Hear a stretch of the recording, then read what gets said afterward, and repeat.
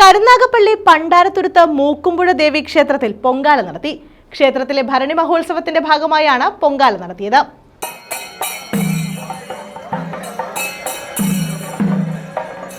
കരുനാഗപ്പള്ളി പണ്ടാരത്തുരുത്ത് മൂക്കുമ്പുഴ ദേവി ക്ഷേത്രത്തിലാണ് പൊങ്കാല നടത്തിയത്. ക്ഷേത്രത്തിലെ ഭരണി മഹോത്സവത്തിന്റെ ഭാഗമായായിരുന്നു പൊങ്കാല.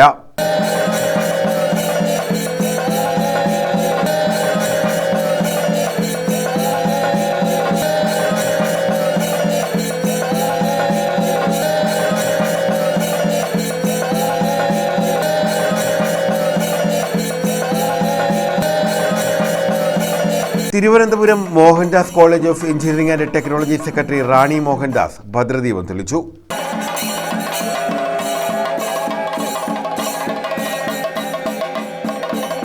തുടർന്ന് മഹാ അന്നദാനവും നടത്തി. തന്ത്രി സുകുമാരൻ, മേൽശാന്തി കണ്ണൻ അനിരുദ്ധൻ എന്നിവരുടെ കാർമ്മികത്വത്തിലാണ് ചടങ്ങുകൾ നടന്നത്. President S Rishindran, general convener T Ratnakumar, secretary N Nijith എന്നിവർ നേതൃത്വം നൽകി.